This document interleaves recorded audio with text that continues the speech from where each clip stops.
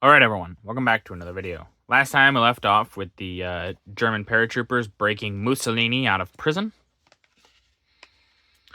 We are now on to Lei falls to the Americans and Australians.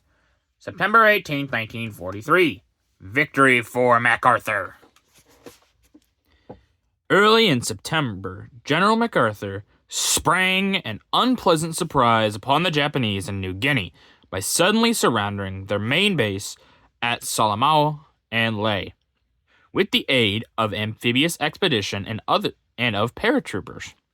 The Japanese had been building up these bases for nearly 20 months, presumptively in preparation for an attack on Australia. Presumably, that's what it says. Okay, there we go. General MacArthur's trick worked. On September 14th, the Japanese got out of Salamau and huddled together in Ley. On the 18th, it was announced that American and Australian troops had captured Ley. 20,000 enemy soldiers were believed to have been in the two towns originally. How many were left alive in the end, no one knows. But the survivors who made off into the jungle had little chance of escape, for Allied troops thought of that eventuality and laid traps for them.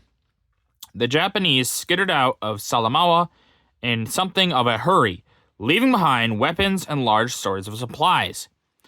Ragged American and Australian troops, some of whom had fought their way across the mountains and through the jungle, suddenly found themselves walking down the palm-lined street of what was once a pleasant little town, but now was mostly wreckage. A stock of Japanese naval uniforms, freshly and neatly pressed, had survived intact. So, the Americans promptly changed out of their tatters into the enemy's fineries. This official U.S. Navy photograph, taken after the occupation of Ley, affords a striking demonstration of the power and accuracy of aerial bombardment. A long file of Allied troops passes shattered planes and installations, testifying to the hell on earth the enemy went through before they were vanquished. Yeah, we can see just the absolute devastation here.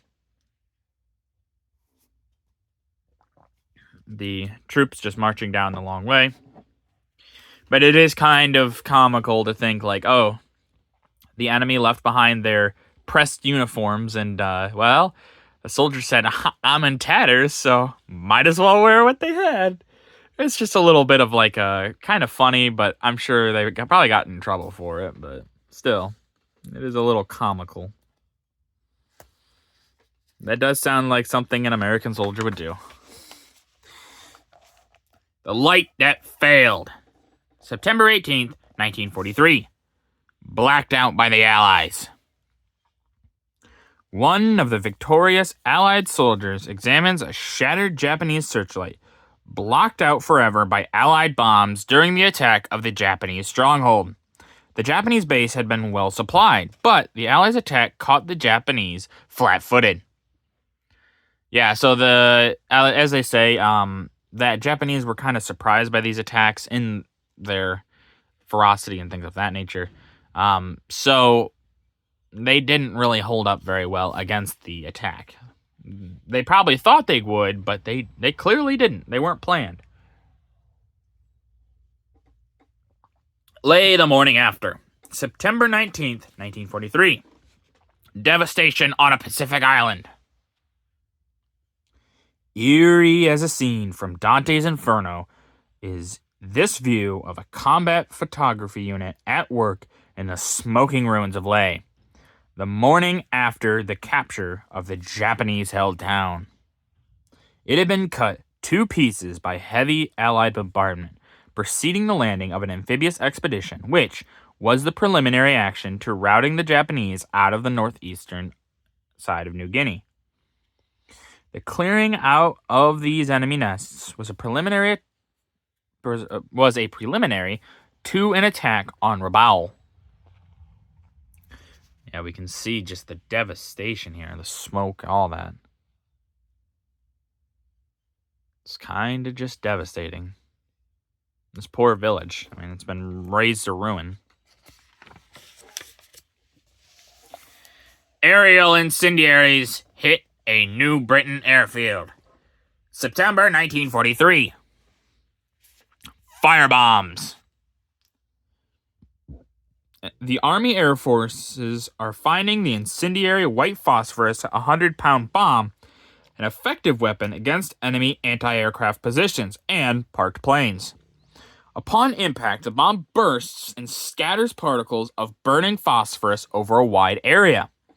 In this picture, USAAF white phosphorus bombs burst over a Japanese bomber and fighter plane on Lakunai airfield in the vicinity of Rabaul, New Britain. These tactics were part of the overall strategy to weaken their base, which was of great importance to the Japanese in their attempt to control this area. Yeah, so white phosphorus, awful stuff, honestly. It burns real bad. But, like they said, it was effective, so they were going to use it.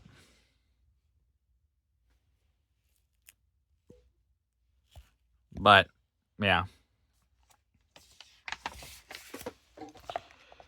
The Reds push on by land and air. September 26, 1943. The old and the new. Less than 3 months ago, on the 5th of July, the Germans launched a summer offensive in Russia, and the world anxiously waited to see whether the Germans in this time would succeed in smashing the Red Army. On Sunday, September 26th, Berlin announced the heaviest defeat of the year. Smolensk had been evacuated, and all down to the Dnieper River, the Russians were pressing to the banks of the stream and threatening to pour across into the German strongholds on the west side. In these pictures, Soviet cavalry are seen on the march, and the Red Flyers are about to take off on a bombing mission. So we can see them all getting up, moving down on horse, obviously here. And then they are also getting ready, like they said here, for an attack.